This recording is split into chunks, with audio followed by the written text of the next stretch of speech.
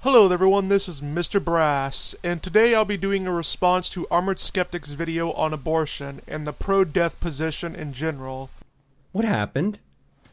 What the hell happened? What direction does time go again? There's certain things that I've taken for granted. I know that you've done it too, and you just assume that because we live in a modern, enlightened society that we'll never have to live like the barbarians did again. You do realize if it wasn't for the philosophical contributions, along with other contributions in general, by quote-unquote barbarians, we would have never made it to the point where we are now, i.e. apparently enlightened. Fun fact, we kill more people and animals now in wars and in getting food than the most violent, uneducated ancient barbarians in their wettest dreams could imagine doing. We aren't enlightened at all. We are just evolved primates with delusions of grandeur who happen to have new toys to play with in our pursuit to kill each other. Over the past several months, quite a few states have passed what they call a heartbeat bill, basically banning all abortions after a heartbeat has been detected. And as disconcerting as that is, that didn't stop Ohio from passing an even stricter bill banning all abortions after 5 weeks, including for pregnancies that resulted from rape or incest. So basically, it's shocking to you that states are actually caring about the lives of their citizens, and they recognize killing a human who had nothing to do with the crime committed against their mother is wrong? Huh, good to know. And I know what you're thinking. Well, what if a child was raped and she got pregnant? Well, you don't need to go there, because that's already a thing in Ohio right now. At the time that this law was passed, Ohio currently had a case of an 11-year-old who was more than 6 weeks pregnant. So in this case, an 11-year-old girl obviously doesn't know she's pregnant 5 weeks into her pregnancy after being raped. She would no longer have a choice whether or not to carry that pregnancy to term. There are 4,000 women who are raped every year in Ohio. About 800 of those are products of incest. So people like these in the future would be the ones that wouldn't have abortion as an option in the future. Isn't it presumptuous on your part to assume people who are raped will just flock to get an abortion, or that they should? Now, I believe the person who raped this 11-year-old should be punished to the fullest extent of the law, if not more. But shouldn't we ask the 11-year-old what she wants to do first before we dictate what she should do because of this situation? As the article by Sarah Terzo points out, most pregnant rape survivors choose to give birth with little regret, if any, over it. Now, opponents of the heartbeat bill will like to use the argument that women don't know they're pregnant at that certain point, therefore the law is wrong. Now, I need to remind you that an appeal to ignorance is a fallacy. Basically, they're saying, since I wasn't informed to be pregnant, therefore I don't have to be pregnant. Also, if you're going to be logically consistent and mere ignorance is all that is needed to justify that abortion, then you have to allow for till delivery abortions, because 1 out of every 7,225 pregnancies is unknown to the mother till delivery. Are you supposed to just rattle a coat hanger up there once a week just to be safe? This can only result in more teen and child mothers, more people dying because of pregnancy, more people being pushed into the foster care system, more homeless people, and it's ultimately just going to end up pushing abortions underground. What can be asserted without evidence can be dismissed without evidence. Contrary to popular belief, Greg, women aren't stupid and know about antibiotics, and they know how to bribe doctors into giving them abortions even when it is illegal. Also, this may sound heartless, but I don't really have that much empathy for a person who is so committed to killing someone else that they're willing to kill themselves in the process, or to die trying to, I should say. their right to life ends when they actively try to kill someone else. As this video points out, as early as 1955, it was shown by Planned Parenthood themselves that 90% of all illegal abortions were done by physicians themselves. This whole widespread back alley abortion thing is a myth, and it is like the Christian God to pro-death advocates, as there's little if any evidence for it. People will till their blue-in-the-face claim it's real with the same debunked arguments, and they will use their belief in it to justify killing others. As this video shows, more women died from legal abortions than illegal abortion when Roe v. Wade was first passed. Why don't you care about women's health, Craig? Also, isn't one of the pro-death movement's main arguments for the justifiability of baby genocide the notion of overpopulation? I mean, if you seriously believe that we have an overpopulation problem and that abortion restrictions will result in more deaths, shouldn't you be pro-abortion restrictions then? A massive number of deaths would result in less people and help the overpopulation issue. So Matt said, if a 12-year-old is raped by her father, and the father takes her to get an abortion, the evidence of the crime will be destroyed, and he will go on molesting his victims for years. But all this is because you want evidence?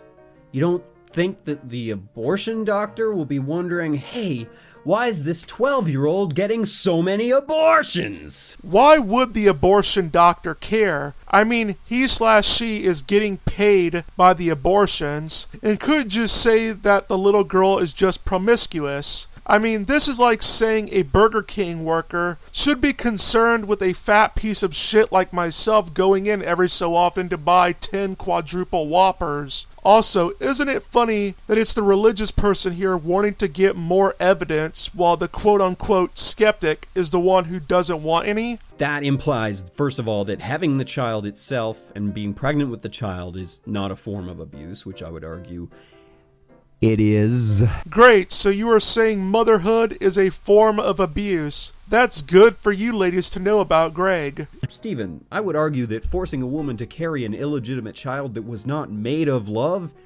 is an act of evil. It's not an act of evil to say that an illegitimate child made from a loveless relationship deserves to live. Rape, while evil, is not an excuse for adopting biblical notions of sins of the father passing down to the child. I mean, I thought you weren't for pro-biblical morality in that regard, Greg. And I gotta say, it was a pretty dumb move of faith to call another woman a slut, because before you know it, another woman's gonna come in and say that you're the slut because you slept with Richard Spencer, and then Richard Spencer's girlfriend's gonna come in and confirm the fact that, yeah, you did in fact have sex with a Nazi. Sleeping with one bad guy a slut doesn't make. At best, it makes the person a bad judge of character. Also, appeal to hypocrisy fallacy. Merely saying she's a hypocrite doesn't show she's false. Life is a right. In fact, unlike abortion, which is not a right, life is specified directly in the Declaration of Independence, as well as the Fifth of blah, blah, blah, blah, blah, blah. And as June pointed out, that this argument is always made by people who don't think that healthcare is a right. Appeal to hypocrisy fallacy again. Just saying that Ben Shapiro is a hypocrite for not believing healthcare is a right, by the way, it isn't showing that his position is wrong. Rights work in the negative sense. You have the right to own a gun, and no one should be able to come and steal your gun from you, and you have the freedom of speech, but that doesn't mean you have the right to take someone's platform so you can speak on it, or that society owes you money so you can make your own platform to speak on. The idea that you have a right to be cared for when you are sick implies that you have a right to someone else's time, labor, and money, i.e. that you believe that you have the right to have a medical slave and the right to make someone else pay for you to have a medical slave. You have the right to have health care in whatever legal way you can, in my opinion. These rights are assessed, you can say, from conception. So life is a right, but as soon as you come out of your mother, you could die on the floor right there and they would do nothing about it. Actually, Greg, that is what the pro-death advocacy movement promotes in the Democratic Party, with them really not wanting to stop treatment for babies who survive abortions, which you even bring up later on in the video, so it's sort of stupid for you to criticize others on, as most pro-lifers I know, including myself, are against that. In fact, it worries me a lot just how concerned Republicans are with what you do with your own body.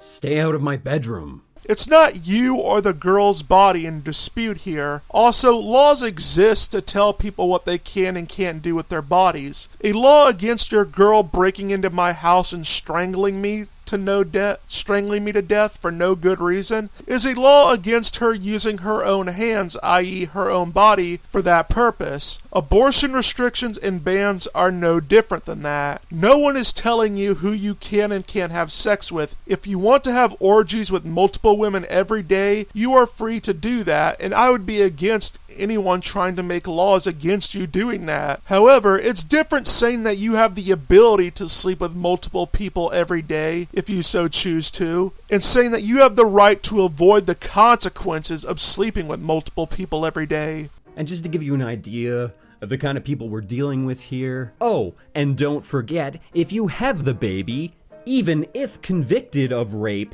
he can still sue for custody. If he's the dad, then so be it. He has the right as a father. And yes, this sounds barbaric, because it is. This is a biblical Christian mindset. The Bible says that if your daughter is raped, then the man who raped her has to marry her and pay reparations to the father for damaging his property.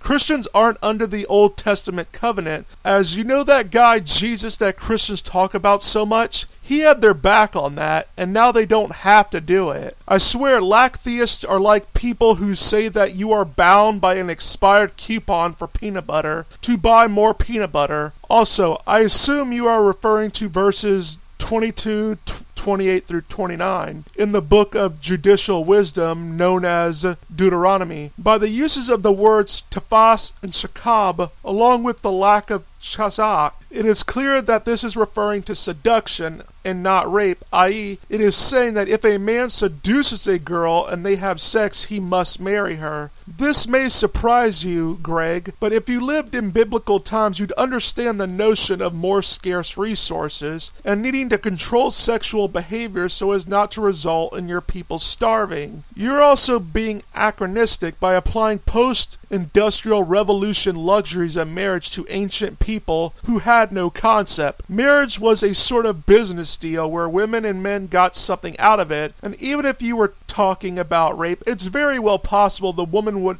demand this arrangement so as to secure her financial protection forever. Marrying for love was a rarity back then for both men and women. The woman is still going to notice a baby growing inside of her, and that baby's going to serve as a constant reminder of the worst moment of her entire fucking life. The fruit of a traumatic and humiliating violation protruding out of her for the entire world to see. Depending on how she does it, even if she ends up giving the child up for adoption, her body will still end up bearing permanent scars. And then, if she ends up keeping the child, there's this whole new set of challenges because the child's going to bear a resemblance to her assailant. Greg, may I remind you that getting an abortion, i.e. a very personal and violent operation to a woman's private parts, by a most likely male doctor, might not be a good thing for a woman who got raped by a man who humiliated her and assaulted her also in a violent manner. What you are basically saying is, hey girl, I know you just got raped and impregnated and all, but hey, here is a male doctor who will perform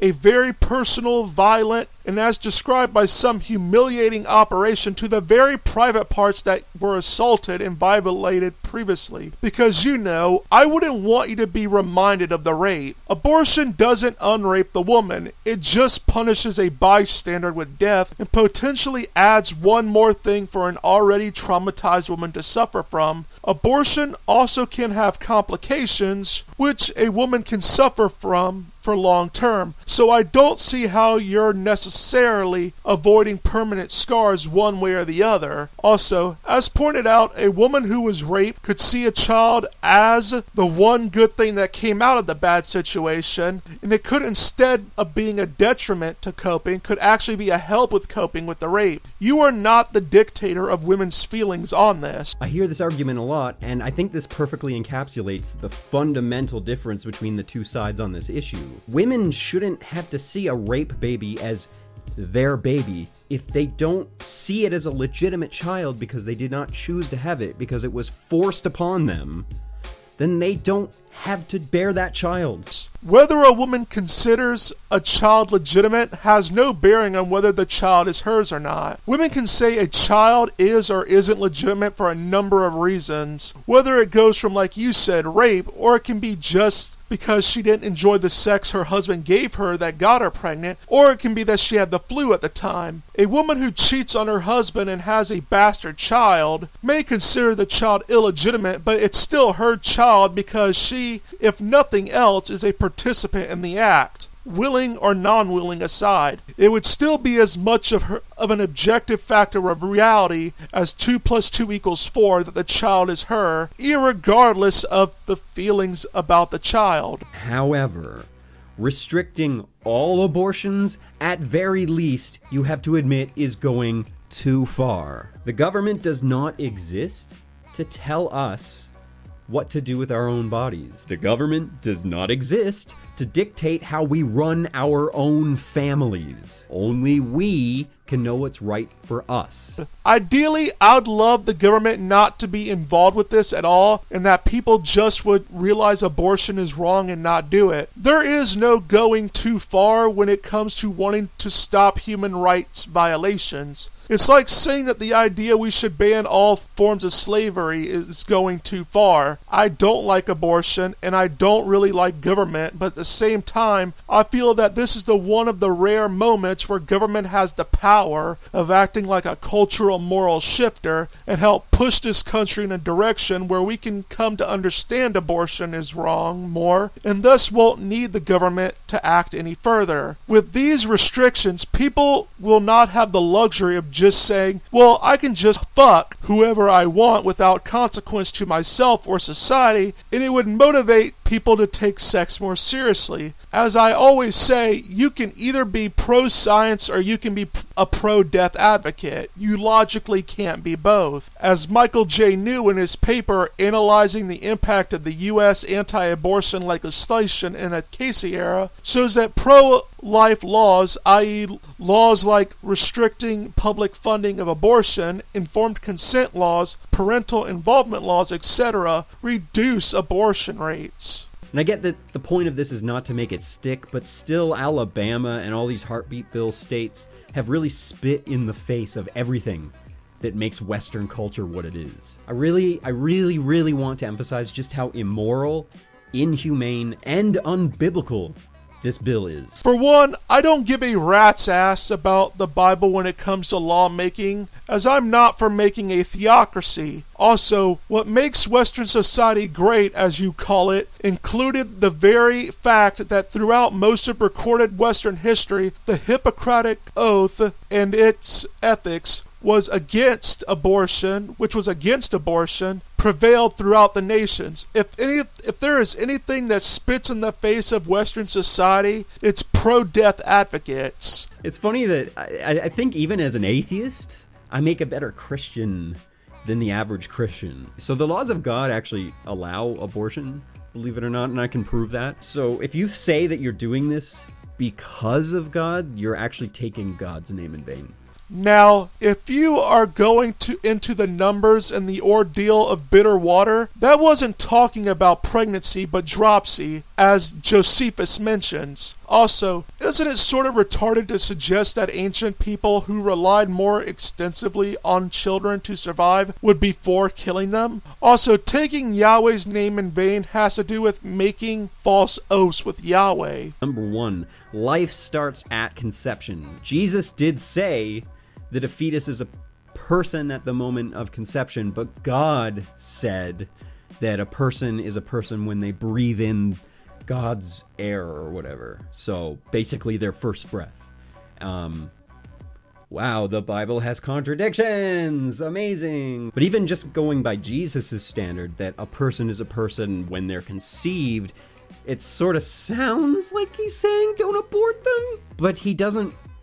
It's not really what he's saying. Jesus instead on the Sermon on the Mount said that God's law is here to stay and that he's here to fulfill it. The notion that life begins at conception is just a scientific fact, and it isn't a religious thing. Just pick up really any medical textbook on the subject. So on top of being theologically illiterate, you are also scientifically illiterate. So much for the skeptic and science advocacy thing. Yes, Jesus fulfilled the Old Testament laws, and that's why they don't apply to Christians. You never provided the verses of the video, so as Hitchens said, what can be asserted without evidence can be dismissed without evidence. Argument number 2, God sees all life as precious. And that's the one that Ben Shapiro used, the sanctity of life. Well, in Deuteronomy 28, God says that as punishment, he's going to make people eat their own children.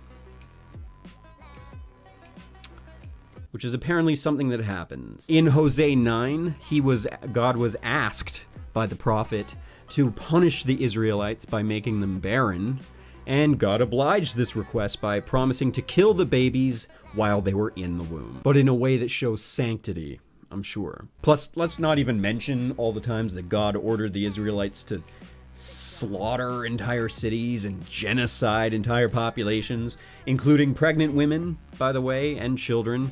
In 2 Kings, the Israelites literally ripped the babies out of the wombs with their swords. In a way, again, I'm sure, that shows sanctity of life. With Deuteronomy 28:53 through 63, which is where I'm assuming you're going with this wasn't a command, nor was Yahweh saying he wanted this to happen. This was laying out what happened under siege warfare, and if they failed to do X, this is what will result from it. It's sort of like saying a parent who tells their child not to play in traffic because they will get hit by a car is somehow commanding their child to get hit by a car or something. This was all conditional, and this is what their actions would lead to, with Yahweh not being involved in it at all. Yahweh would simply allow them to make their own choices. This is basically the same case with 2 Kings as well. Hosea 9:11 through 16, as I assume you are referring to, is Hosea asking for mercy from Yahweh, as he knows that judgment is coming upon the people if they don't change their ways, and that it would be better for no child to have to be hurt from that judgment. Please note, Yahweh really does nothing in this besides turn his back on his people and leave them to their own devices. Everything that happens to them is their own faults. Yahweh is merely withholding protection from them because they clearly have shown they don't want it. If by genocide you mean to a good extent defensive judicial judgments upon human rights violators that seek to destroy them as a nation and not as a people, then you are correct. Genocide, as scholar R.J. Rummel pointed out and as professor of political science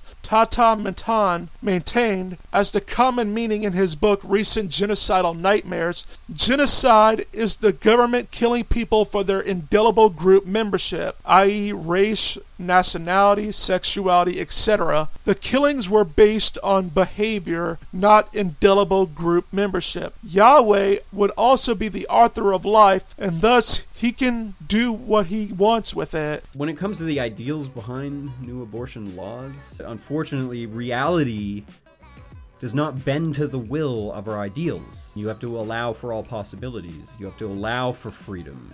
Even if you think these people are making mistakes, it's their mistake to make. You hear that, guys? Slavery is back on the table. You know, according to Greg here, it would be immoral to want reality to bend to our ideal of living in a non-slave owning society, and we have to allow people to have the freedom of owning slaves, and it would be immoral to say that a person doesn't have the right to use their body in a way that amounts to having and owning slaves. Well, that is all from Craig's video. I hope you guys like the video. This is Mr. Brass saying goodbye and get wise.